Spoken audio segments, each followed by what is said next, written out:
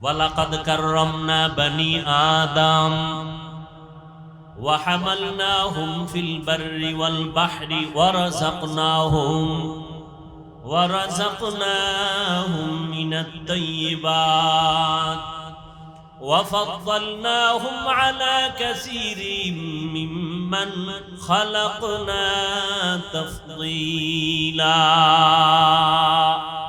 এই যুবকেরা, ইসলাম তোমার সম্মান দিয়েছে, পৃথিবীর আর কোন মাস্তান আর নেতা সম্মান দেয়নি, খোদার কসম। সেই ইসলামকে আঁকড়ায় ধর। মাত্র আন্দোলন কইরা সাকসেস হওয়া এটা সাকসেস না, তোমার জীবনকে সফল করো। সফলতার রাস্তা এখনো বহুত দূর।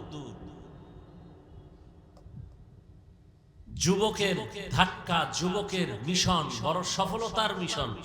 নবীজি বলে গেছেন, বুড়ারা আমি মুহাম্মদের বিরোধিতা করেছে, যুবকরা উপকার করেছে। বুড়ারা কি করছে? এই বুড়ারা এখানে যারা আছে এরাও ফাঁকে ফাঁকে করে।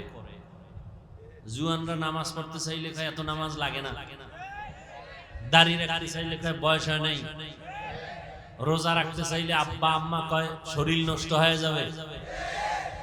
কার্টুন দেখতে দেখতে সারা রাত মোবাইলে চ্যাটিং করতে করতে শরীর শেষ, গাল শেষ, চেহারা কার্টুন হয়ে গেছে।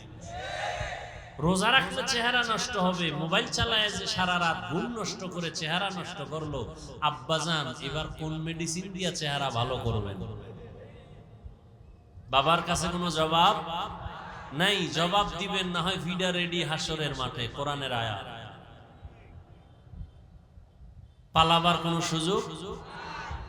সন্তান আল্লাহর কাছে বাবার বিরুদ্ধে মামলা দায়ের করে, রব্বানা ইন্না আতা'না সাদাতানা ওয়া কুবারানা ফাআদাল্লুনাস সাবিলা। আল্লাহ কইবে এই নামাজ পড়ো নাই কেন? ছেলে কইবে আল্লাহ আমার কোনো দোষ নাই, আব্বা আম্মার দোষ। মা বাবায় নামাজের খবর নেয় নাই, নাস্তা করছি কিনা খবর নিছে টেলিফোন করে। বাবায় ওয়াজে গেছে আমারে ডাকে নাই, নামাজের কথা বলে নাই, রোজার কথা বলে নাই। ঔষধটা টাইম মতো খাইছি কিনা বাবায় জিজ্ঞাসা করছে, শরীরটা ভালো কিনা জিজ্ঞাসা করছে, নামাজ পড়ছি কিনা জিগায় নাই। ও আল্লাহ আমার কোনো দোষ নাই, মা বাবারে গ্রেফতার করো। কোরআনের আয়াত, সূরা আহজাব ৬৭ নম্বর আয়াত। এজন্যই তো ইসলাম বলে, ও সন্তানের মা বাপ, ৭ বছর যখন সন্তানের বয়স হবে তখন সন্তানের নামাজের মুসাল্লায় দাঁড় করায় দাও। ১০ বছর যখন হবে একটু শাসন যদি করা লাগে শাসন করায় নামাজ পড়াও। ছোট থেকে তৈরি করে নাও, বড় হলে কন্ট্রোলে রাখতে পারবা না। বড় হলে কন্ট্রোলে রাখা, ৭ বছর থেকে ট্রেনিং দাও নামাজে, কারণ মুসলমানের জন্য বড় পরিচয় নামাজ। قال النبي صلى الله عليه وآله وسلم بين العبد وبين الكفر ترك الصلاة। পয়গম্বর বলেন মুমিন আর বেঈমানের মাঝে ব্যবধান হলো নামাজ। বেঈমানেরা নামাজ পড়ে না, মুমিনেরা নামাজ ছাড়ে না। এত আশেকে রাসূল এখানে বসা আছে, ফজর পড়ে নাই, জোহর পড়ে নাই, আসর পড়ে নাই, মাগরিব পড়ে নাই, এশাও পড়ে নাই। এরকম আশেকে রাসূল আছে না? এরা আবার চাপাবাজিও করে, নামাজ না পড়লে কি হবে, দিল পরিষ্কার আছে না? আরো অ্যাডভান্স যারা একটু চালু, এরা বলে হুজুর গো থেকে আমরা অনেক ভালো আছি, আমগো ঈমান তাজা। হুজুরেরা পরের বাড়ি খায়, তুমি কার বাড়ি খাও? বিয়া করার পরে টের পাই শুনি বাবা মায়ের কামাই করে না দিলে জুদা হয়ে যাও, আলাদা হয়ে যাও। কার বাড়ি খাইছো এতদিন? জিন্দেগি মে বন্দগি তু কর নাহি,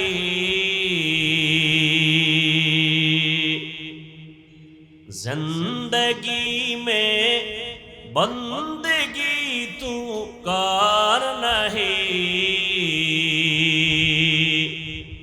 जिंदगी बे बंदगी शर्मिंदा है, जिंदगी बे बंदगी शर्मिंदा है। আপনাদের ঘুম আসতেছে? একটু কি বসা যাবে? কি করবেন? ঘুমাবেন? যেই গরমে ঘুমাইব, রাস্তায় গিয়ে শুধু মোবাইল চালাও।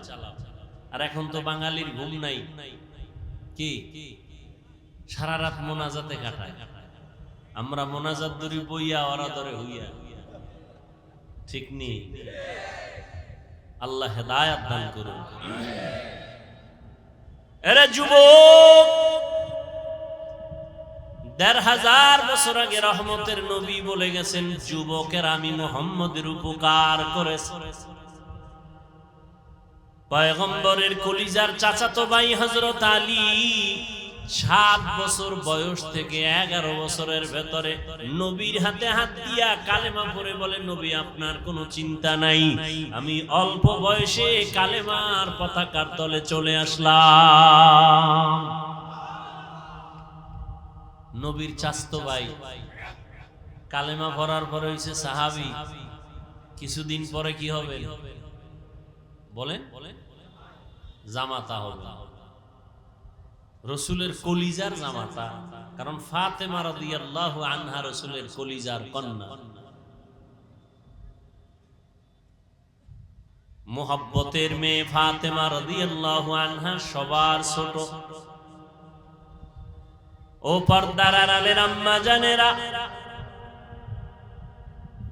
নারীদের সম্মান আল্লাহ সবার উপরে দিয়েছেন, নবীর মাধ্যমে দিয়েছেন। দুনিয়াতে নারীর অধিকার সম্মান কোন ধর্মে দিতে পারে নাই, কোন নেতা দিতে পারে নাই, নেত্রী দিতে পারে নাই।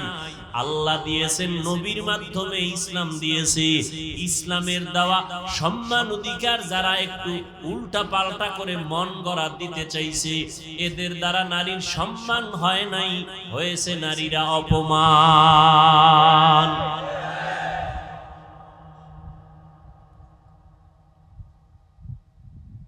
প্রত্যেকটা জিনিস বানাইয়া ওইটা চালানোর জন্য কিছু পদ্ধতি আবার বানানোওয়ালা দেখায় দেয়, ক্যাটালগ দিয়ে। মোবাইলওয়ালা মোবাইল বানাইছে, মোবাইলটা কিভাবে সুস্থভাবে চলবে এটার ক্যাটালগ দিয়ে দিছে ইনটেক প্যাকেটের মধ্যে। কিভাবে চার্জ দিবা, কিভাবে সিম ঢুকাইবা, সব ওখানে দেওয়া আছে। মন করা কিছু করতে গেলে মোবাইল চলবে না, ধ্বংস হয়ে যায়। আল্লাহ মানুষ বানাইছেন শান্তির জীবন যাপন করবে, ক্যাটালগ দিয়ে দিয়েছেন কোরআনুল কারীম। বুঝাবার জন্য রাসূল দিয়েছেন রাহমাতুল লিল।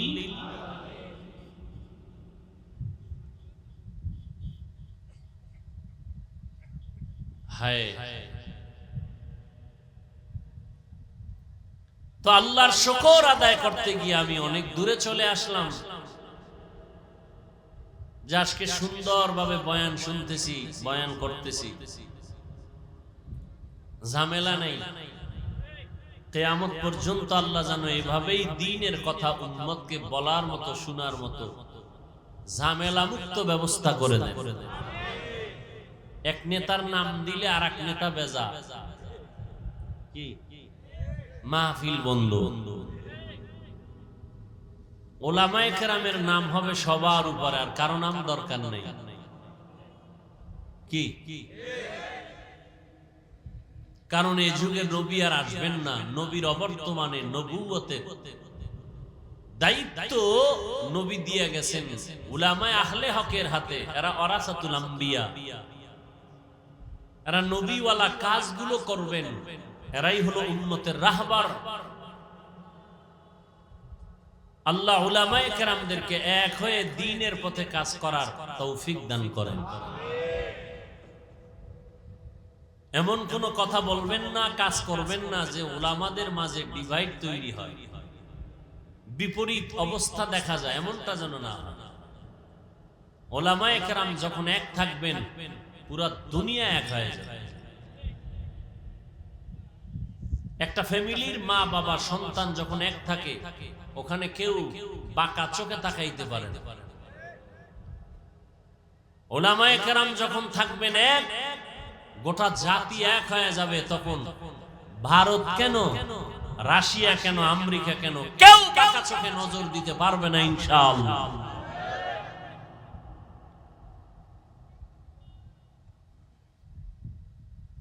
কোরআনে হাকিমের সূরা আহজাবের আমি দুইটা আয়াত পড়েছি রাসূলের হাদিস থেকে, একটা ছোট্ট হাদিস পড়েছি।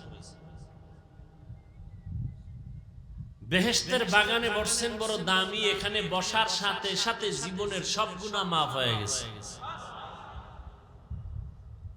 ধৈর্যের সাথে যদি একটু সময় দেন তো আমি আলোচনা করব, উঠা বসা করলে মোনাজাত দিয়ে চলে যাব। কারণ এটা কোনো নাটকের প্যান্ডেল না যে মন চাইলে বসবেন, মন চাইলে উঠবেন, মন চাইলে চা খাবেন, মন চাইলে পান খাবেন। এটা এমন কোনো নাটকের মঞ্চ না, এটা এমন বরকতের মজলিস বলা যায় না। এখান থেকে কেউ হেদায়াত পেয়ে বাড়ি যাবে, ওলির খাতায় আল্লাহ নাম উঠায় দিবে।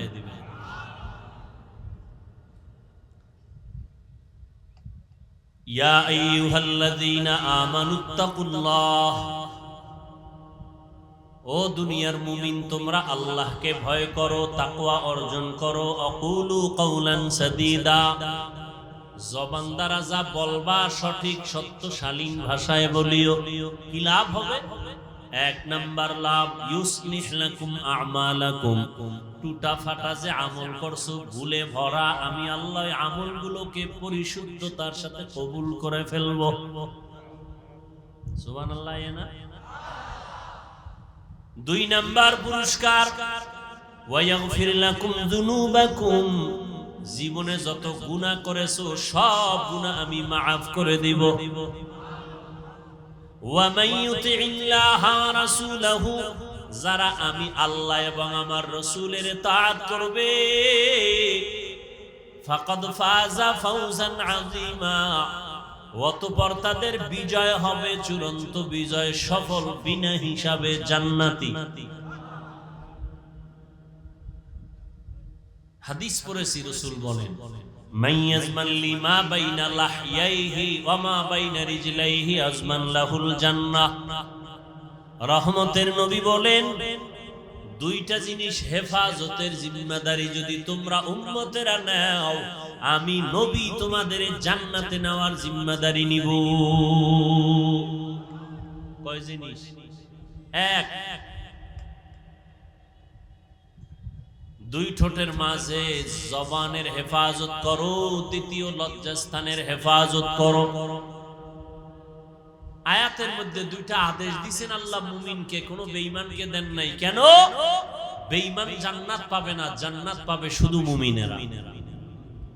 ওই মুমিনকে দুইটা আদেশ দিয়েছেন, মানলে দুইটা নগদ পুরস্কার। এক নাম্বার আদেশ, আল্লাহকে ভয় করো। দ্বিতীয় আদেশ হলো জবানকে কন্ট্রোল করো। দুইটা আদেশ যদি মানো, দুইটা নগদ পুরস্কার। এক নাম্বার, তোমার সব আমল কবুল। দ্বিতীয় পুরস্কার, জীবনের সব গুনাহ মাফ। মানবা কি করে? আল্লাহ আয়াতের শেষে বলেন, আল্লাহর আনুগত্য করো, রাসূলের ইতাআত করো, তাহলেই তোমার সফলতা আসবে। আল্লাহকে মানো, রাসূলকে মানিয়া এরপরে জীবনটাকে চালাও, জীবন তোমার সফল হয়ে যাবে। আল্লাহকে মানতে হলে, নবীকে মানতে হলে না দেখে মানা যায় না। এজন্য নবী এক হাদিসে বলেন, সাল্লু কামা রাআইতুমুনি উসাল্লি, নামাজ আদায় করো আমাকে যেমন তোমরা নামাজ আদায় করতে দেখো।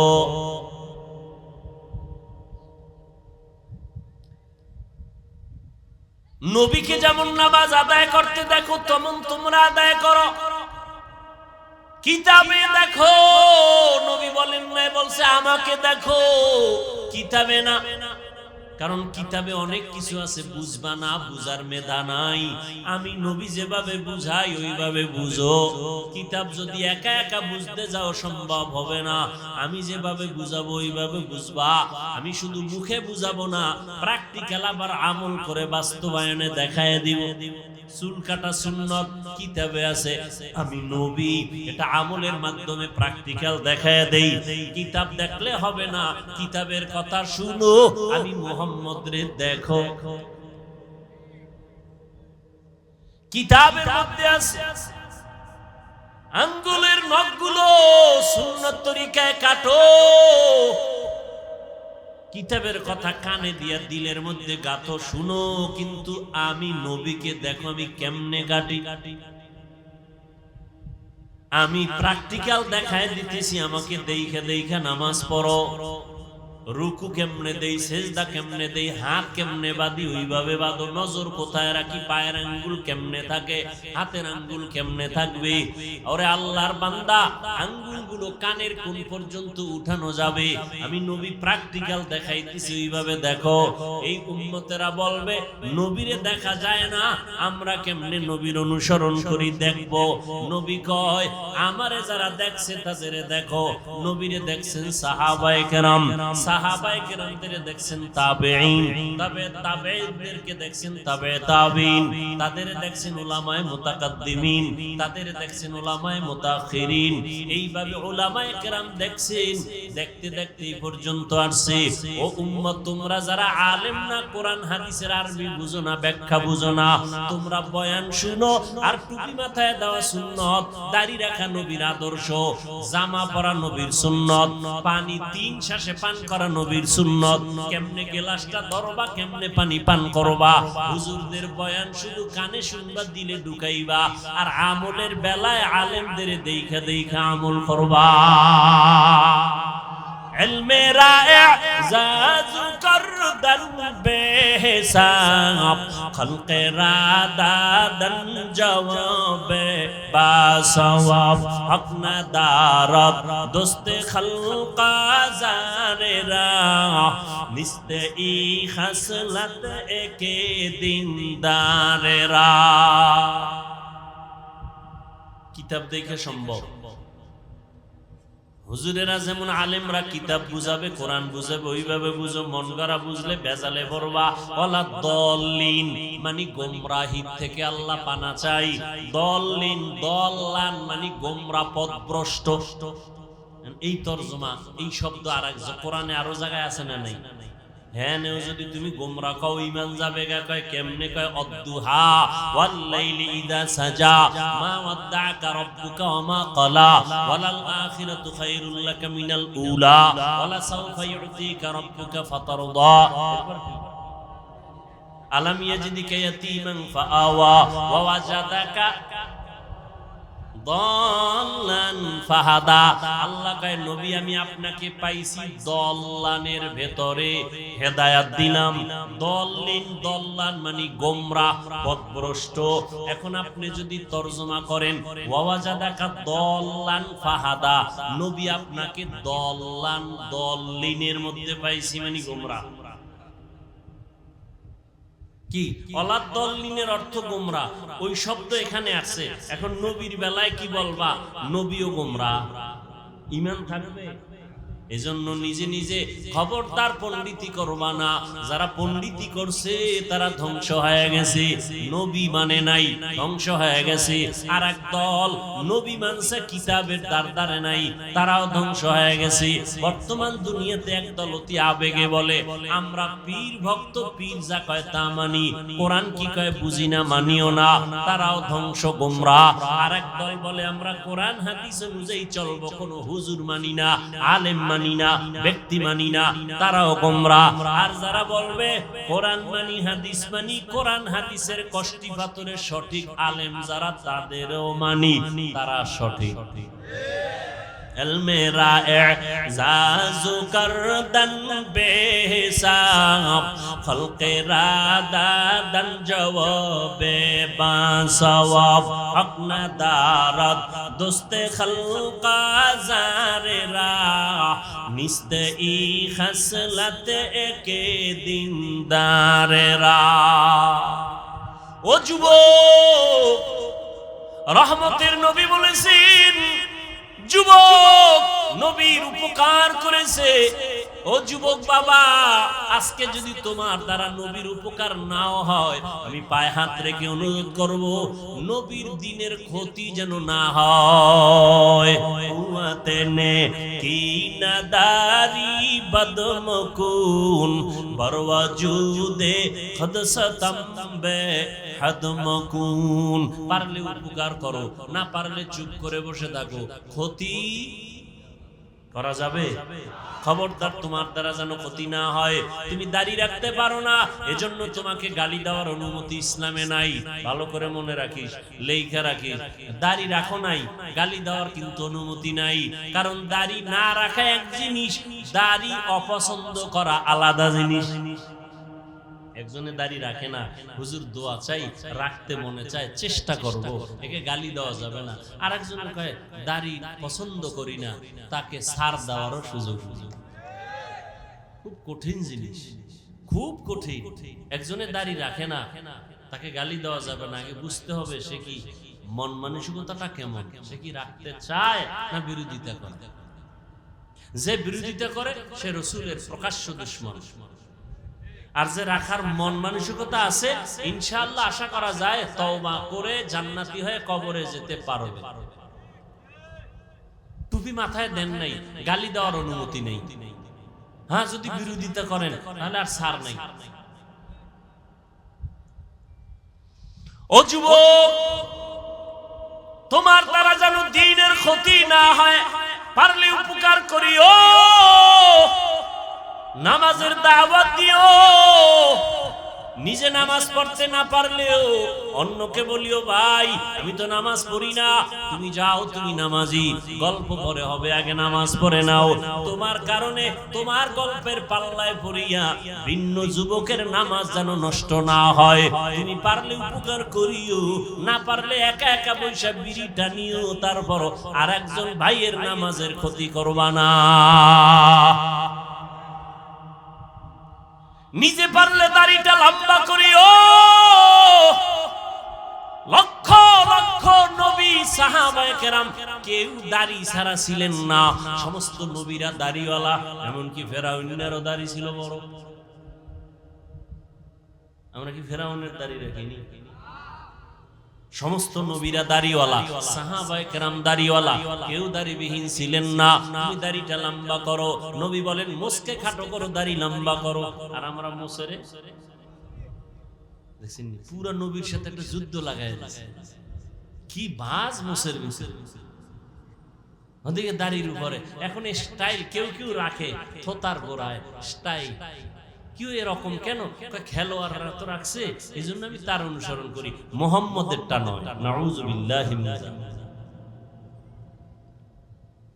আল্লাহ হেদায়েত দান করুন।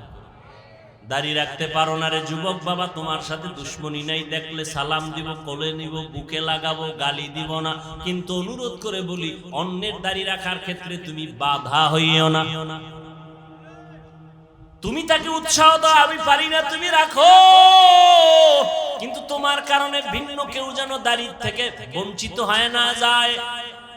কারণ দাড়ি বিহীন লোকটার 24 ঘন্টা অল টাইম সেকেন্ডে সেকেন্ডে সেকেন্ডে সেকেন্ডে কবিরা গুনাহ কবিরা গুনাহ কবিরা গুনাহ লেখাই হয়।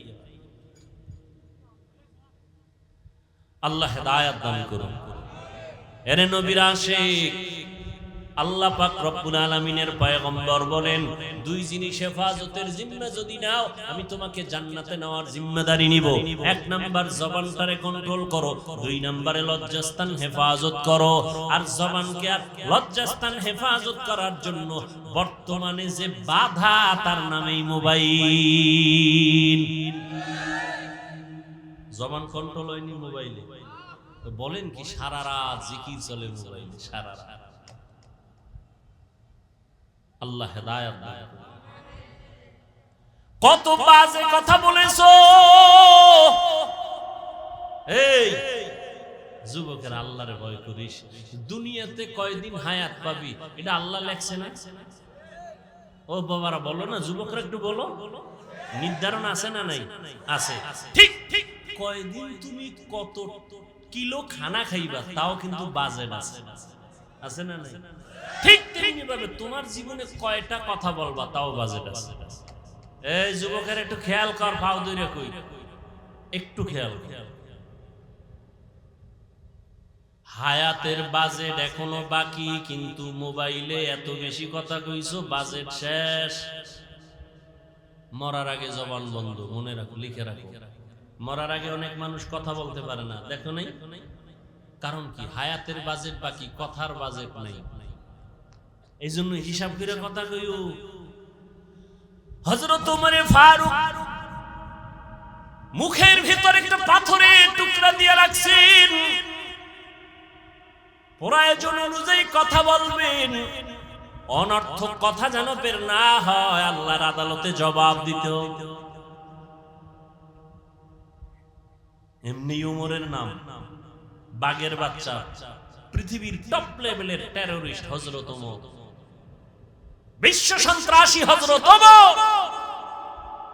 কারণ বিশ্ব নবীকে যে হত্যা করতে যায় সে বিশ্ব সন্ত্রাসী। কিন্তু আজ ওমর হয়ে গেল এত বড় দামি ব্যক্তি যে শুধু মানুষ ভয় করে না, ইবলিস শয়তান ওমরকে ভয় করে। আমগো দেশের এক বাঙালিকা হুজুর, আমারও শয়তান ভয় করে। কেন কয়? আমি ওর থেকে বড় শয়তান। আমি যে আকাম জানি সিফায় গিয়া, এটা শয়তানও জানে। আল্লাহ হেদায়েত দান করুন। ফাতেমা রাদিয়াল্লাহু আনহার একটা কথা টানছিলাম, মনে আছে না? সুযোগ থাকলে বলবো, যদি আপনারা ধৈর্য ধারণ করে বসেন ইনশাআল্লাহ। নামাজ তো পড়েন নাই, ফজরটাও পড়বেন কিনে নিয়ে তো টেনশন নেই। এই টেনশন আমাদের, নামাজ পড়তেই হবে। একা একা যায় যদি নামাজটা না পড়ে ঘুমাই, বউ কিছু কইব না ভয়ে, কিন্তু আমার ভিতরে আল্লাহর ভয়, যে সম্মান তো আমি টাকা দিয়ে অর্জন করতে পারি নাই, এই সম্মান তো আমার সার্টিফিকেট দিয়া হয় নাই, সম্মান আল্লাহ দিছেন। যদি আল্লাহকে বেজার করি, আল্লাহ সম্মান ধুলায় মিশাই পারেনি আল্লাহ।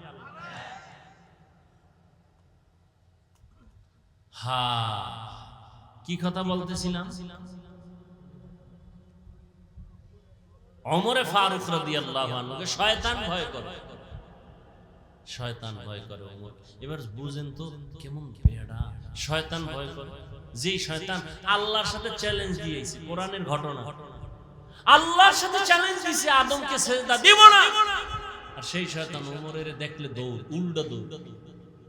কি কয়? আইয়ে কি আইয়ে, ওই বলার সময় নেই, খালি আইয়ে। সেই ওমর ঈদের দিন, রোজার ঈদের দিন দরজা আটকে কাঁদতেছে। সাহাবী আবু হুরায়রা রাদিয়াল্লাহু তাআলা আনহু বলেন, ভাই ওমর কাঁদেন কেন? জাহান্নামের ভয়। আরে 10 জন সাহাবা জান্নাতের সুসংবাদ পেয়েছেন, এর ভেতরে আপনি দ্বিতীয়, আপনি কাঁদেন কেন? আপনি তো জান্নাতের সুসংবাদ প্রাপ্তদের অন্তর্ভুক্ত। খলিফাতুল মুসলিমিন ওমর কয়, আবু হুরায়রা, যে আল্লাহ দয়া করে জান্নাতের সার্টিফিকেট দিয়েছেন, ভয় অন্তরে ভয়, কোন আমলের কারণে না জানি আল্লাহ বেজার হয়ে আবার সার্টিফিকেট ক্যান্সেল করে দিতে পারে। পারেন না? পারেন না? এই ভয়টা যদি ওমরের অন্তরে থাকে, আপনার আমার অন্তরে কিভাবে থাকা উচিত? দেখছেন, ওমর খেলাফতের দায়িত্বে আছে, পুরা অর্ধজাহানের খলিফা ওমর। রাতের বেলা ঘুমায় না, এলাকায় ঘুরে ঘুরে খবর নেয় কার কি হালাত। এক ঘরের সিপাই গিয়ে দেয় ভিতরে বাতি জ্বলে, পাশে গোপনত্ব বজায় রেখা শুনতেছে। মা তার কন্যাকে বলে, কালকে বাজারে যাবি দুধ বিক্রি করতে, পানি বেশি দিস, দুধের মধ্যে কি পানি দিয়ে নিবি। মেয়ে কয়, মেয়ে আম্মা জান খবরদার, ওমর যদি এটা শুনে কল্লা ফালায়। এবার মা কয়, ওমর কি দেখবে নি? ওমর কই, ওমর কই? মেয়ে কি কয় জানেননি? আম্মা জান যদি ওমর দেখবেন না, তবে ওমরের আল্লাহ দেখবেন। হর কে দারত খৌফে হক দর দিল মাদাম, জান্নাতুল মাওয়া দেহাদ উরা মাকাম। এরে নবীর আশিক ও পর্দার আড়ালের আম্মা জান, ও যুবক,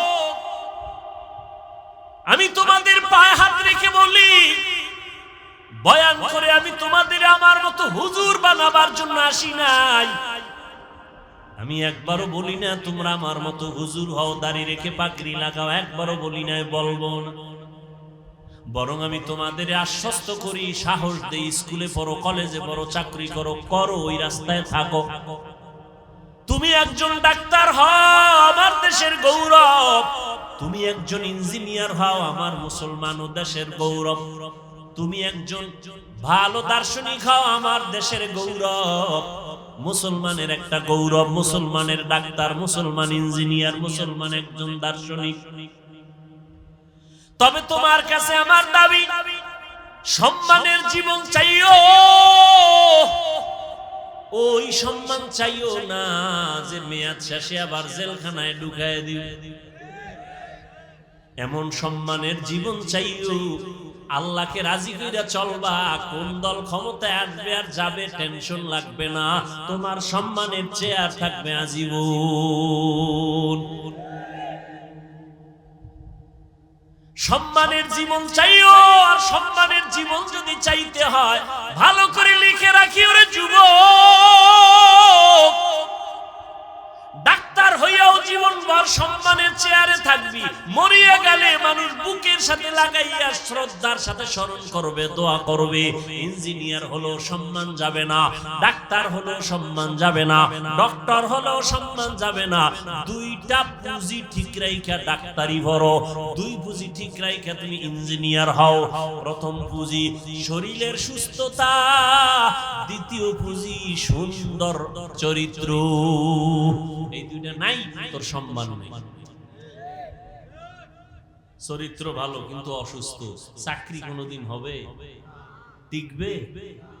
সুস্থ তুমি সবল, ডাক্তার বলে কোন রোগ নাই, চরিত্র খারাপ, টিকবে চাকরি?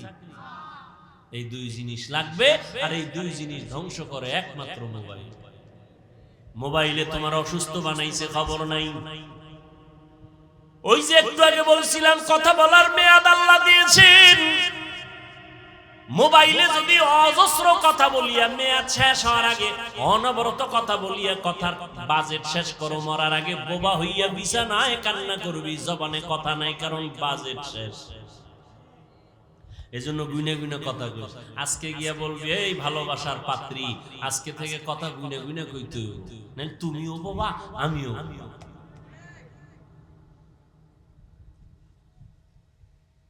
গুনে গুনে কথা বলবা, সাবধান, অনর্থক কথা বলা যাবে না। আর যদি বৈধতার লাইনে কথা বলতা, আল্লাহ পাক হয়তো বাজেট বাড়াইতে পারেন। যদি মায়ের সাথে কথা বলতা, মা একটু কথা বল, শোনার টাইম নাই, আমার টাইম হয়ে গেছে মিস কল, এখন আর তোমার সাথে কথা বলার টাইম নেই। অথচ মায়ের সাথে কথা বলবা, আল্লাহ খুশি হবেন। বাবার সাথে কথা বলবা, আল্লাহ খুশি হবেন। শিক্ষকের সাথে ভালো আচরণ করবা, আল্লাহ খুশি হবেন। আলেমদের সাথে কথা বলবা, আল্লাহ খুশি হবেন। জিকির করবা, আল্লাহ খুশি হবেন। দরুদ শরীফ পড়বা, আল্লাহ খুশি হবেন, নবী খুশি হবেন। বাজেট কম থাকলে পারে আমার আল্লাহ তার কুদরতি ক্ষমতায় বাড়ায় দিবেন। আল্লাহ পারেন কাদেরে কুদরত দারি বরকামাল, আনতা রব্বি আনতা হাসবি যুল জালাল। তাহলে সম্মানের ডাক্তার হতে চাও তো যুবকরা? ইনশাআল্লাহ। কি ভাই, আমার কথা কি অযৌক্তিক? সম্মানের ডাক্তার হও, সম্মানের ইঞ্জিনিয়ার হও, জীবনটা মইরা গেলেও যেন সম্মানের সাথে নাম লেখা থাকে। কেউ যেন ভিডাইয়া তোমার মূর্তিটারে মাটির সাথে মিলাইয়া না দেয়, কেউ প্রস্রাব করে না। কথা বুঝো? সেই সম্মানের জিন্দেগি চাইলে কয় পুঁজি লাগবে? গেছে গেছে কয় পুঁজি? এটি আমি যুবকেরে কইতেছি, যুবকরা ওদিকে মোবাইলে ধান্দা করে রয়েছে। কয় পুঁজি? এক নম্বরে কি? সুস্থতা। এই মোবাইলে কি বানাইছে? তোমার বিশ্বাস হয় না আমি হুজুর কই দেখে না? আচ্ছা আজকে একটু গুগলে ঢুকো, তোমার এই টাচ মোবাইলে শরীরের কি ক্ষতি করে গুগলে লিখে সার্চ দাও, সব পেয়ে যাবে। এই টাচ মোবাইলে চোখের পাওয়ার থাকে না, কানের পাওয়ার থাকে না, হার্ট দুর্বল হয়, মাথা ব্যথা বেড়ে যায়। বাড়ে নাই মাথা ব্যথা? চোখ ব্যথা বাড়ে নাই? বুকে ব্যথা বাড়ে নাই? এবার মরণটা বাকি। অসুস্থ হয়ে গেছে, কানের পার্স নষ্ট। আম্মাজান কয় খানা খাবি না, কয় গোসল। কানের পার্স নষ্ট হয়ে গেছে, হাসিস না। কথাগুলো যে কতটা কলিজার থেকে বলতেছি, কিভাবে বললে তুমি মানবা, এটা যদি বুঝতে পারতাম যে পাও ধরলে মানবা, একটা লাফ দিয়ে আইসা পাও জড়ায় দাও। এক হুজুর এলাকায় আসছে, সবাই দোয়ার জন্য যায়, সালাম দেয়, হুজুর দোয়া চাই। এক হিন্দু ছেলে আইছে দোয়ার জন্য, হুজুরে হিন্দু ছেলের হাত ধরছে, ধরেই সালাম দিছে, হুজুর দোয়া চাই। সালাম টালাম দেয় নাই, দোয়া চাই। কয় আমি হিন্দু। হুজুরে হাত আর ছাড়ে না, চেহারা দিয়ে তাকায় রইছে এক ধ্যানে। কিছুক্ষণ পর হুজুরের চোখ বেয়ে পানি পড়ে। যুবক কয় কি বেয়াদবি করলাম, আর আদব তো বুঝি না, বিধর্মী। হুজুর বেয়াদবি হয়ে গেছে। কয় না কোনো বেয়াদবি হয় না। তো কাঁদেন কেন? কয় কুদরত দেখে কাঁদি। কি কুদরত? কয় এত সুন্দর চেহারা আল্লাহ কিভাবে জাহান্নামে জ্বালাবে। যুবকের কলিজার মধ্যে হেদায়েতের নূর ঢুকে গেছে। যুবক যাও বাড়ি চলে গেছে। হুজুর কি কইলো কি কইলো কি কইলো, এটা পুরা শরীর গরম হয়ে গেছে। ভাবতে ভাবতে একা একা কয় জাহান্নাম তো বহু পর, কিয়ামতের বিচার টিচারের পর। আরে মরার সময় যে আমার ধর্মে আগুন লাগাই দিবে মুখে, এইটাই তো বড় জাহান্নাম। না, এই আগুনে জ্বলবো না। ঠিকই হুজুরে বলছে একদম। হুজুরের পা জড়ায় কাঁদে আর হুজুর এখন তওবা পড়ান, কালেমা পড়ান, আর জাহান্নামের আগুনে জ্বলতে চাই না। মান ইয়াহদিল্লাহু ফাহুয়াল মুহতাদ ওয়া মান ইউদ্লিল ফালান তাজিদা লাহু ওয়ালিয়াম মুরশিদা। এরে নবীর আশিক, সুস্থতার জন্য এই মোবাইল থেকে দূরে থাকো।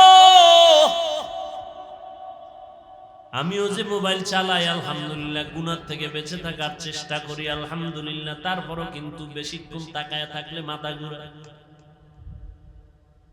চোখের পাওয়ার অনেকটাই কমে গেছে। কিতাব দেখি মোবাইলে, এখন দেখতে দেখতে গোলাটে হয়ে যায়, লেখা দেখি না ধুলা ধোয়া। তাহলে তোমার অবস্থা কেমন? আর বাচ্চাদের কাছে এই যে বড় বড় মোবাইল দিয়া বাচ্চারে দেখ, কার্টুন দেখ, এই দেখ সেই দেখ। অনেক বাচ্চা পর্যন্ত বোবা হয়ে গেছে, কথাই বলতে পারে না। বহু ইতিহাস আমাদের হাতে জমা। বাবায় কান্দে, হুজুর একটু তদবির করে দেন, সন্তান কথাই বলে না। আগে বলতো নি, বলতো, এখন বলে না। মোবাইল দিয়া এই মোবাইলের উপরে পড়ে রাখছে, সারা জিন্দেগি শেষ এই বাচ্চাটা। একদল তো মোবাইল দেখে গেমস খেলতে খেলতে এখন রাস্তায় উলঙ্গ পাগল হয়ে ঘুরে গেমস খেলা ভাগো। যুবকরা বল, আমার একজন বলছে সত্য নি, গেমস খেলা পাগল হইছে যুবক, সত্য নি। কি গেম জানি এটা? তোরাও খেলতেছ না? তো পাগল হওয়ার ডেটটা কবে?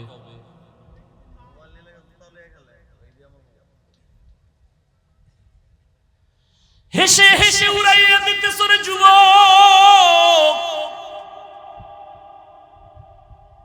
অথচ তোমার মা বাবা রক্ত পানি করিয়া তোমাকে বড় বানাইছেন, লেখাপড়া শিখাইছেন, তুমি চাকরি করবা, সম্মানের সাথে থাকবা, মা বাবারে শান্তিতে বসবাস করাইবা, খানা দিবা।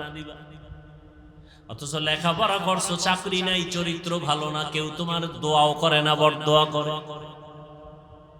এখনো সময় আছে, তওবা করে নাও, চরিত্রটারে ঠিক রাখিও। মোবাইলের কারণে তোমার চরিত্রের কোনো গ্যারান্টি নাই, সব ধ্বংস হয়ে যাইতেছে। ও আল্লাহর বান্দারা, আল্লাহ বলেন আমাকে ভয় কর, জবানটারে কন্ট্রোল করো, জবানটারে হেফাজত করো, আল্লাহর ভয় অন্তরে জমা করে নাও। যত বয়ান করি কোনোদিন এই বয়ানে লাভ হবে না যদি আল্লাহর আযাবের ভয় অন্তরে না থাকে। ওমরে ফারুকের অন্তরে ভয় থাকার কারণে কাঁদতেছে, ঈদের দিন জাহান্নামের ভয়। একমাত্র আল্লাহর আযাবের ভয় অন্তরে থাকার কারণে তার বয়ান বেশি লাগে না। আর আবু জাহিল্লার অন্তরে আল্লাহর ভয় নাই। নবীজি 13টা বছর বয়ান করিয়াও কালেমাওয়ালা বানাতে পারেন না। ও যুবক, ও পর্দার আড়ালের আম্মা জান, আপনাদের এত মর্যাদা। আমার নবী যুবকের দ্বারা শক্তিশালী হওয়ার ঘোষণা দিয়েছেন। হযরত আলী তার হাতে আসছেন কালেমাওয়ালা। নবী কলিজার কন্যাটারে আলীর কাছে দিয়া আলীরে জামাতা বানায় দিলেন। আর কলিজা দিয়া নবী দোয়া করলেন, আনা দারুল হিকমাহ ওয়া আলিয়ুন বাবুহা, আমি মুহাম্মদ হলাম ইলম ও হিকমতের ঘর, আর এই ইলমের ঘরের দরওয়াজা আমার আলী। ওই আলীর ঘরে আছে ফাতেমা রাদিয়াল্লাহু আনহা। আলী রাদিয়াল্লাহু আনহুর জন্য এত দোয়া করলেন। আল্লাহ আলীকে এত জ্ঞান দান করেছেন, যেই জ্ঞানের সামনে ওমরও বলে, আলীর জ্ঞান যদি আজকে আমার কাছে না থাকতো আমি ওমর ধ্বংসের পথে চলে যাইতাম। লাউলা আলিউল্লাহ লাকা ওমর। ওই আলী বলেন, আমি একদিন কোথাও থেকে গিয়া মসজিদে নববীর মধ্যে ঢুকলাম, দেখি রহমতের নবী বসে আছেন, সাহাবায়ে কেরাম বসে আছেন। আম্মা জানেরা একটু ভালো করে খেয়াল করে শুনেন, যুবকেরাও শুনো রে বাবা, বৃদ্ধ বাবাজিরাও শুনেন। হযরত আলী বলেন, আমি মসজিদে নববীতে ঢুকলাম, রহমতের নবী বসে আছেন, অন্যান্য সাহাবায়ে কেরামরাও বসে আছেন। একটা প্রশ্ন চলতেছে, জবাব চাইতেছে নবী, কেউ জবাব দেয় না। প্রশ্নটা হলো, এই দুনিয়াতে নারীদের জন্য শ্রেষ্ঠ সম্পদের নাম কি? নারীদের জন্য শ্রেষ্ঠ সম্পদ কি? কেউ জবাব দেয় না। হযরত আলী বলেন, আমি ঢুকলাম, বসে থাকলাম, কিছুক্ষণ পর দেখলাম কেউ জবাব দেয় না। আমার অন্তরে একটু দাগ আসলো, হঠাৎ করে একটা জবাব আসলো এভাবে যে, নবীর কলিজা ফাতেমা, আমি ফাতেমার কাছে জিজ্ঞাসা করলে মনে হয় জবাবটা পাইতে পারি। বলবো প্রশ্ন কি? গেছে প্রশ্ন কি? নারীদের জন্য শ্রেষ্ঠ সম্পদ কি? হযরত আলী বলেন, আমার ফাতেমা হয়তো জবাব দিতে পারবে। আমি দৌড়ায় যাই, নবীর কলিজা ফাতেমার থেকে জবাব নিব। হযরত আলী বের হয়ে গেলেন, দৌড়াইয়া ঘরের কিনারায় গিয়া দরজায় ধাক্কা দেয় না। ও নবীর আশিক, নবী ধরে ধরে সুন্নাত শিখায় গেছেন, ঘরে যদি ঢুকতে চাও নিয়ম কি? হযরত আলী ঘরের মধ্যে ধাক্কা না দিয়া ঘরে ঢোকার নিয়ম হলো আগে সালাম দাও। হযরত আলী দরজার সামনে গিয়া, আসসালামু আলাইকুম ইয়া আহলাল বাইত, ও ঘরওয়ালারা তোমাদের উপরে শান্তি। হযরত ফাতেমা ভেতরে কাজে ব্যস্ত ছিলেন, সংসারের কাজে, কাজ বন্ধ, স্বামী আসছে, ওয়া আলাইকুমুস সালাম বলে দরজা খুলে দিয়েছেন। আলী ভেতরে ঢুকলেন, ঘামটা মুছায় দিলেন, ফাতেমা খেদমতের জন্য দাঁড়ায় গেলেন। সব কাজ বন্ধ, এখন স্বামীর কাজ, এটা বড় খেদমত। আমগো আম্মাজানেরা কি করে, এতক্ষণ আম্মাজান শুয়ে শুয়ে টেলিভিশন দেখছিল, স্বামী এসে টের ভাইয়া হুদাও একটা কাজে গেছে গা, স্বামীর কোনো খেদমতের চিন্তাই নাই। স্বামী যদি বলে একটু পানি কি দেওয়া যাবে, নিয়ে খাও, ঠিক নি? হ্যাঁ, তো জোরে বলবেন।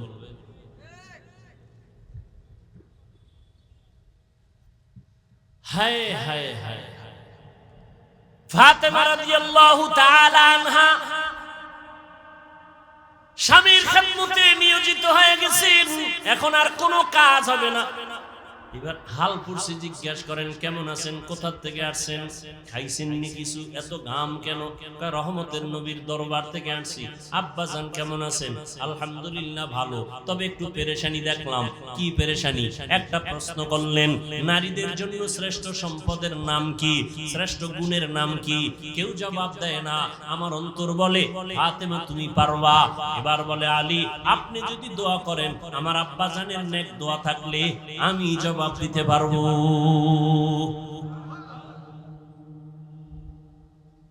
আম্মাজান এমন দোয়া পাইছেন মা ফাতেমা রাদিয়াল্লাহু আনহা। এবার আল্লাহর রাসূলের মেয়ে জবাব দিবেন, শুনবেন না আরেকটু দোয়ার দিয়ে আগায় যাব? নবীজি একটু মন খারাপ লাগলেই ফাতেমার বাড়ি গিয়ে হাজির। কোথাও যাইবে শেষে ফাতেমার বাড়ি যায়, এরপরে যায় বিদায় নিয়ে। আসবেন ফাতেমার ঘরে আগে আসেন, এরপরে অন্যদিকে যান। ওখানে আরো কলিজার দুইটা সন্তান আছে, হাসান হোসাইন। নামগুলো একটু ভালো করে বললেন। একজনের নাম রাজ্জাক। রাজ্জাক তো আল্লাহ, বান্দা কোনো রাজ্জাক না, বান্দা হলো আব্দুর রাজ্জাক। হ্যাঁ, সুন্দর করে নামগুলো বলবেন, বরকত হবে। নামের একটা বরকত আছে। অনেক মা বাবা আছে সন্তানের নামকে বাজে আঁকা বাঁকা করে ডাকে, উচিত না। মা বাবা ভালোভাবে ডাকবে তো অন্যরাও ভালোভাবে ডাকবে।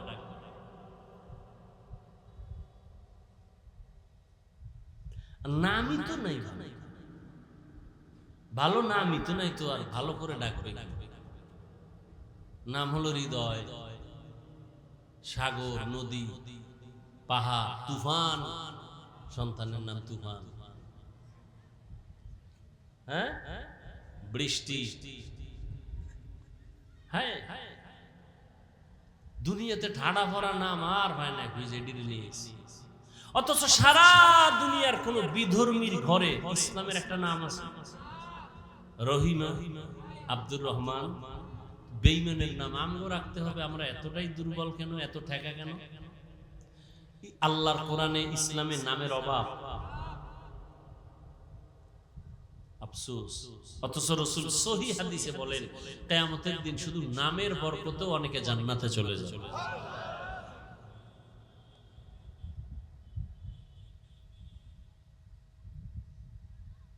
ফাতেমা রাদিয়াল্লাহু আনহার ঘরে যাইতেন নবী। আজকে আবু বকরকে ডাকেন। নবী সফর সঙ্গী খুব কাছে থাকতেন দুইজন, আবু বকর, ওমর, এরপরে লাগলে ওসমান, এরপরে আলী।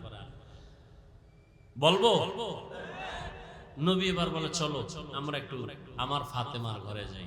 আবু বকর সাথে, ওমর সাথে, ওসমান রাদিয়াল্লাহু আনহুম ঘরে গেছেন। ফাতেমা রাদিয়াল্লাহু আনহা নবীকে নাস্তা দিছেন। মেহমান, আমার বাবা দু জাহানের সরদার, এক সুন্দর স্বর্ণের পেয়ালায় মধু কি দিছেন? মধু দিছেন। মধু নবীর সামনে রাখলেন। নবী নজর দিয়ে তাকায় দেখে সুন্দর পেয়ালায় সুন্দর মধুর মাঝে একটা চিকন কালো এভাবে পড়ে আছে। কি বলে না কেন? চুল। নবী দীর্ঘ টাইম তাকায় দেখে। এবার নবী খোলাফায়ে রাশিদিনকে বলেন আপনারা কিছু টের পাইছেন নি? আবু বকর বলেন ইয়া রাসূলুল্লাহ, হ্যাঁ টের পাইছি। কি পাইছেন? সুন্দর পেয়ালায় সুন্দর মধুর মাঝে কি কথা কয়? কালো চুল পাইছি। এই মা বোনেরা ভালো করে শুনেন, কালো চুল পেয়েছে। ওমর দেখছেন নি? কয় দেখলাম। ওসমান দেখছেন নি? কয় দেখলাম। একটা মন্তব্য করেন তো এর উপরে? আবু বকর কয় আমি করি।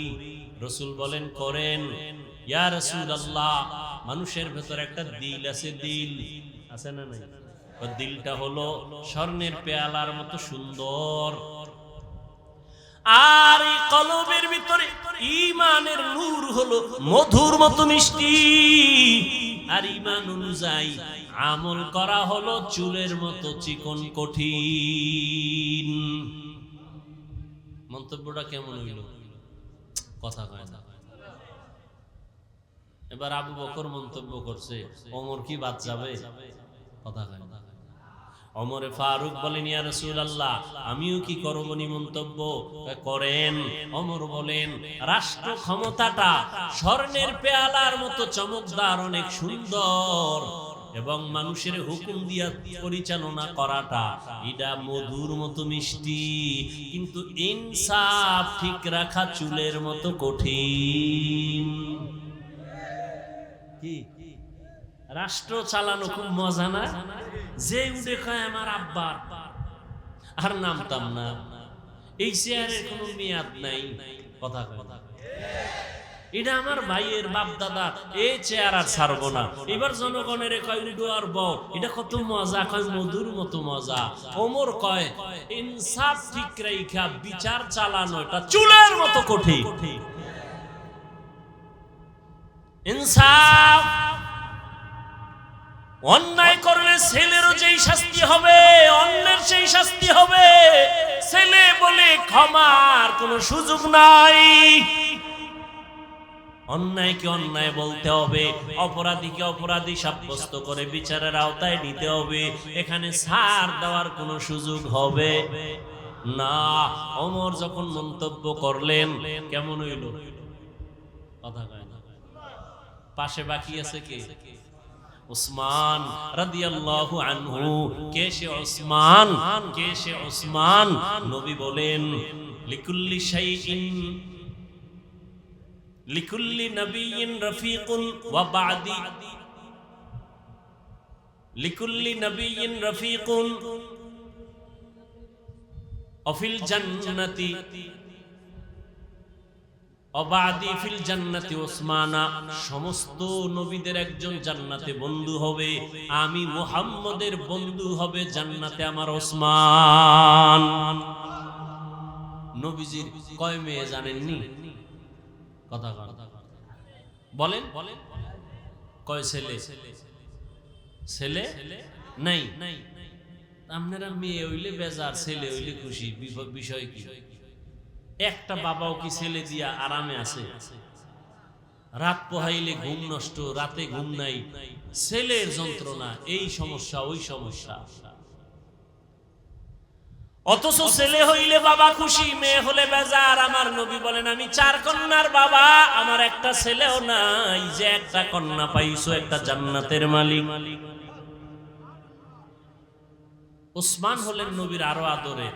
2 জন মেয়েকে বিবাহ দিছেন নবীজি উসমানের হাতে। উসমান মন্তব্য করেন, ইয়া রাসূলুল্লাহ, আমার কাছে মনে হয় এই স্বর্ণের পেয়ালার মতো চমকদার হলো আল্লাহর দেওয়া ইলম। আল্লাহর দেওয়া ইলম, কোরআন হাদিসের ইলমে ওহী। আর এই ইলমটা অর্জন করা মধুর মতো মিষ্টি, মধুর মতো মিষ্টি। মধুর সাথে তুলনা দিলেন। আর ইলম অনুযায়ী আমল করা চুলের মতো বড় কঠিন। বাকি রইল কে? আলী। আলী করবে না? ইয়া রাসূলুল্লাহ, আমাকে সুযোগ দিবেন নি? করেন। হযরত আলী বলেন, ইয়া রাসূলুল্লাহ, এটা দেখা আমার মনে মন্তব্য আসলো, আমার ঘরে আপনারা মেহমান, আপনি মেহমান, আবু বকর মেহমান, ওমর মেহমান। মেহমান ঘরে আসাটা স্বর্ণের পেয়ালার মতো দামি, চমকদার, আর মেহমানদারি করাইতে পারাটা মধুর মতো মজা। কিন্তু মেহমানের মনটা খুশি করা চুলের মতো কঠিন। জনমের মতো খাওয়াইছে, এরপরও কয় নুন বেশি হয়েছে। ঠিক নেই, আমারে ঠিক মতো দেয় নাই, অমুকটা তরকারির মধ্যে ঝাল বেশি। না না না, নবী বলেন, খানার মধ্যে দোষ ত্রুটি তালাশ করিও না, প্রশংসা করো, আলহামদুলিল্লাহ অনেক ভালো খাওয়াইছেন। খুশি হইলে আর একবার খাওয়ার সুযোগ আছে না নাই? ভাইরা আমার, বাকি রইছে এবার পাশে কে? কথা হয় না। ফাতেমা রাদিয়াল্লাহু তাআলা আনহা, নবীজির কলিজা ফাতেমা রাদিয়াল্লাহু আনহা। আব্বা জান, এত সুন্দর একটা মজলিস, আপনি আমারে কত আদর করেন, আমি কি একটু শরীক হব না? মন্তব্য করে বলে করো মা। ফাতেমা রাদিয়াল্লাহু আনহা মন্তব্য করতেছেন, ও পর্দার আড়ালের আম্মা জানেরা ভালো করে মনে রাখেন, ফাতেমা রাদিয়াল্লাহু আনহা বলেন, ইয়া রাসূলুল্লাহ, এই মন্তব্য থেকে আমারও মন্তব্য আসছে ভিন্ন। বলে কি? বলে নারীদের জন্য লজ্জা, হায়া স্বর্ণের পেয়ালার মতো দামি, চমৎকার। চেহারাটা হলো মধুর মতো মিষ্টি। বেগানার নজর থেকে বেঁচে থাকা চুলের মতো বড় কঠিন। বেগানার নজর থেকে চেহারাটাকে হেফাজতে রাখা সহজ না কঠিন? বড় কঠিন। একটা মানুষের চেহারাই হলো মূল আকর্ষণ, আর এইটারে যদি খোলা রাখে কি আর আকর্ষণ থাকে? আর আকর্ষণ থাকে না। এই জন্য বিবাহের পাত্রী দেখতে গেলে চেহারা দেখে না, এটা আকর্ষণ। আল্লাহ কুদরতি ভাবে এটাকে বানায় দিয়ে দিয়েছেন, আকর্ষণ লাগে। ফাতেমা রাদিয়াল্লাহু আনহা মন্তব্য করলেন, এর মধ্যে মজা লাগিয়ে গেছে, এত সুন্দর মজলিসটা, নবীজি যেখানে হাজির, খুব মজা হইতেছে। আল্লাহরে জিবরাইল কয়, আল্লাহ আমার একটু অনুমতি দিবেন নি, আমি যাই? হ্যাঁ, আমার একটু মজা লাগে, আল্লাহ অনুমতি দিবেন নি? জিবরাইল কয় যাও। আল্লাহ কয় চলে যাও। জিবরাইল রহমতের নবীর দরবারে এসে হাজির। সালাম। এত সুন্দর মজলিস দেখে নবী, আমি সইতে পারি না, আমি আসছি, আমাকে একটু অনুমতি দিবেন নি, আমি একটা মন্তব্য করব। আল্লাহর নবীকে করেন। জিবরাইল আমিন মন্তব্য করেন, ইয়া রাসূলুল্লাহ, আল্লাহর পথটা, আল্লাহর রাস্তাটা এই পেয়ালার মতো, স্বর্ণের মতো চমকদার। মাদ্রাসায় যাওয়াটার রাস্তা কত সুন্দর, মসজিদের রাস্তা কত সুন্দর, দ্বীনের পথ কত সুন্দর, আর এই পথে খরচ করা এটা মধুর মতো মজা। আল্লাহর রাস্তায় খরচ যারা কইরা মজা পাইছে, এরা জীবন দিতে চায়, ঠিক নেই? টাকা পয়সা দেয়, জীবন দেয়, এত মজা। রাসূলের একজন সাহাবিয়া, পুরুষ না নারী, একজন সাহাবিয়া, রহমতের নবী ঘোষণা করেছেন, যুদ্ধের দামামা বেজেছে, তোমরা প্রস্তুতি নাও, আমরা যুদ্ধের ময়দানে যাব। সাহাবিয়া, তার স্বামী যুদ্ধের ময়দানে বহু আগেই চলে গেছে, শহীদ হয়ে গেছে। এখন তার কোলে একটা শিশু বাচ্চা ছাড়া আর কিছুই নাই। শিশু বাচ্চাটারে কোলে নিয়ে কাঁদে, ও আল্লাহ, আমি যুদ্ধের ময়দানে, নবী আমারে বোধহয় নিবে না, কিন্তু নবীর ডাকে আমি কেমনে সাড়া দেই? বাচ্চাটারে কোলে নিয়া সাহাবিয়া, নবীর সাহাবিয়া মহিলা নবীর দরবারে হাজির হইয়া বলেন, ইয়া রাসূলুল্লাহ, আমার বাচ্চাটা আমি যুদ্ধের ময়দানে অক্ষ করে দিলাম, আমার স্বামী তো আগেই চলে গেছেন, আমাকে নিলে তো খুশি, বাচ্চাটা দিয়ে দিলাম। রহমতের নবী বলেন, ও মা, তোমার বাচ্চা যুদ্ধের ময়দানে দিলে কি লাভ হবে? আল্লাহর বান্দি কাঁদে আর কয়, ও পয়গম্বর, বেঈমানের পক্ষ থেকে যখন তীর ধনুক আসবে, আমার বাচ্চাটারে ঢাল বানায় দিবেন, আর আমার বাচ্চার শরীরের মধ্যে দুশমনের তীরের আঘাতগুলো লাগবে, আমার এই আঘাতগুলো বাচ্চা সহ্য করবে, আর সাহাবী নিরাপত্তা লাভ করবে। কিয়ামতের ময়দানে আল্লাহ আমাকে শাহাদাতের বরকতে জান্নাত দিয়ে দিবে। আল্লাহর রাস্তায়, আল্লাহর রাস্তাটা পেয়ালার মতো স্বচ্ছ, বড় বরকতময়, সুন্দর। খরচ করা হলো মধুর মতো মজা, কিন্তু এই রাস্তায় খরচ কইরা অহংকার মুক্ত হইয়া ঠিক থাকা বড় চুলের মতো কঠিন। মাদ্রাসায় দান করে কয়, আমার নাম লেখো, আমি দানবী, আমারে চিনেননি? এই মাদ্রাসা আমি উড়াই দিছি, মসজিদ আমার, তুমি দিছো। আল্লাহ কিয়ামতে কানে ধরে কইব, দুনিয়ায় দিছো, দুনিয়ায় পেয়ে গেছো, আখিরাতে খালি যাও। আল্লাহ জিবরাইলের ওহী নাজিল করে কয়, জিবরাইল, তুমি গেলা, আমি আল্লাহরে বাদ রাইখা, তোমার কি ভাল লাগেনি?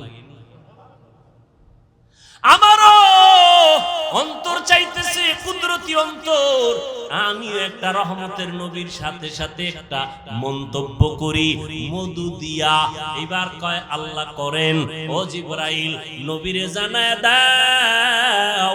আমিও মন্তব্য করে দিলাম, জান্নাত মুমিনের স্থায়ী শান্তির ঠিকানাটা এই স্বর্ণের পেয়ালার মতো চমকদার। আর ওই জান্নাতের নিয়ামতগুলো হবে, জান্নাতের নিয়ামতগুলো হবে একমাত্র মধুর মতো মজা। কিন্তু জান্নাতে ঢুকতে গিয়া পুলসিরাত পার হওয়া চুলের মতো কঠিন।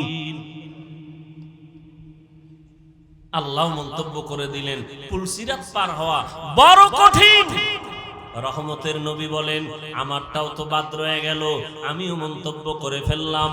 আল্লাহর মারিফতটা হলো এটা চমকদার স্বর্ণের পেয়ালার মতো দামি, আর মারিফত অর্জন করা মধুর মতো মজা। কিন্তু আল্লাহর মারিফতের উপরে মজবুত হইয়া আল্লাহর মারিফতের রাস্তায় চলা হলো চুলের মতো কঠিন। আল্লাহর নবীও পুলসিরাতের ভয় চোখের পানি ছেড়ে কান্না করতেন। ও নবীর উম্মতেরা, ইলম অর্জন করা সহজ, আমল করা বড় কঠিন। ঈমান আনা সহজ, ঈমানের উপরে মজবুত হইয়া চলা বড় কঠিন। ও আল্লাহর বান্দিরা, চেহারাটা সুন্দর হয়েছে, লজ্জা আছে ঠিকই, কিন্তু পর্দা রক্ষা করা, বেগানার থেকে নিজেরে বাঁচায় রাখা কঠিন। হযরত আলী প্রশ্নের জবাব চাইছিল, নারীদের শ্রেষ্ঠ গুণ কোনটা, শ্রেষ্ঠ সম্পদ কোনটা? ফাতেমা রাদিয়াল্লাহু আনহা বলেন, নারীদের শ্রেষ্ঠ গুণ হলো বেগানার নজর থেকে নিজেকে হেফাজতে রাখা। এটা নারীদের বড় শ্রেষ্ঠ গুণ। ও পর্দার আড়ালের আম্মা জান, আল্লাহ পাক লজ্জাও দিলেন, চেহারাটাও সুন্দর বানাইলেন। বেগানার থেকে নিজেকে বাঁচায় রাখা বড় কঠিন হয়ে গেল। এখনো যদি চেষ্টা করেন চেহারাটাকে হেফাজতে রাখতে পারেন, পর্দা রক্ষা করেন, আপনার গর্ভ থেকে আল্লাহ আব্দুল কাদের জিলানীর মতো সন্তান দান করবেন, কাসেম নানতবীর মতো, আনোয়ার শাহ কাশ্মীরির মতো আল্লাহ সন্তান দান করবেন। আপনার সন্তানটা ডাক্তার হবে, ইঞ্জিনিয়ার হবে, একজন বড় কলামিস্ট হবে, একজন বড় দার্শনিক হবে, একজন কোরআনে হাফেজ হবে, একজন বড় আলেম হবে। কিয়ামতের ময়দানে নাজাতের দরজা খুলে যাবে। ও যুবক বাবারা, আল্লাহ পাক রব্বুল আলামিন এমন সুন্দর চেহারা দিয়ে বানাইলেন, এমন আল্লাহ পাক দুনিয়াতে সুন্দর হায়াত দিলেন। ওই হায়াতটা ঠিক রাইখা চলার চেষ্টা করো। পেছনে যত অপরাধ করেছো মনে রে বুঝাও রে মন। রহমতের নবী আমার যুবকদের জন্য সুসংবাদ দিয়েছেন। আমি কি যুবক হইয়া নবীর সেই সুসংবাদের কাতারে আসিনি? আমার দ্বারা দ্বীনের উপকার কোনো হইল নি, না ক্ষতি হইল? একটু চিন্তা করিয়া এখনো সময় আছে, তওবা করে নাও। আর আল্লাহকে বলো, আল্লাহ আমার মতো কত যুবক আমার চোখের সামনে স্কুলে পড়ে, কলেজে পড়ে, নামাজ পড়ে, নবীর তরিকা মানিয়া চলে, মা বাবার বিরোধিতা করে না, আমি কেন পারবো না?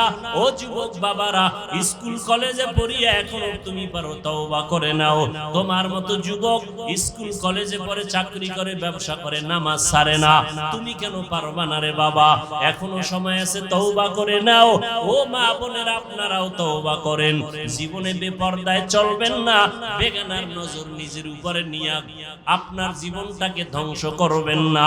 আপনি আল্লাহর মোহাব্বত নিয়ে সন্তানগুলোকে একটা আদর্শ সন্তান বানায় যাবেন, আদর্শ সন্তান, চরিত্রের সন্তান রেখে যাবেন, আল্লাহর কোরআন পড়াবেন।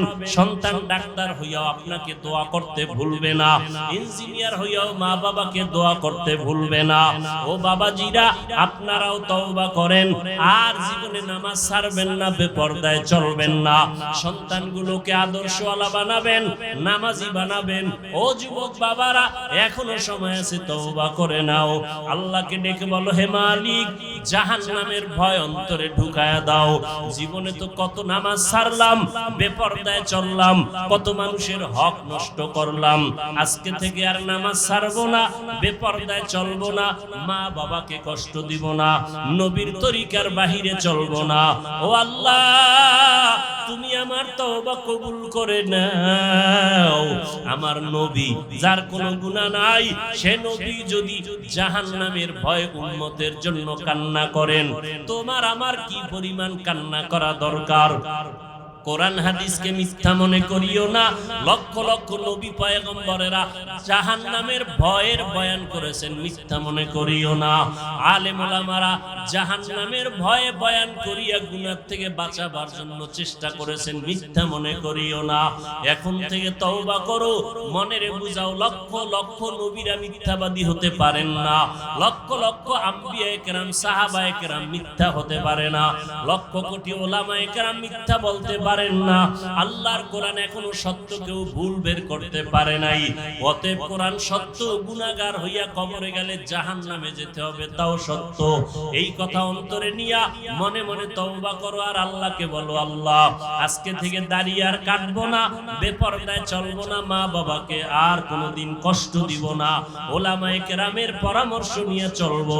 তওবা করার মতো যদি অন্তর তৈরি হয়, খাঁটি তওবার নিয়ত যাদের আছে, দুটো হাত আমার আল্লাহকে দেখায়া দাও।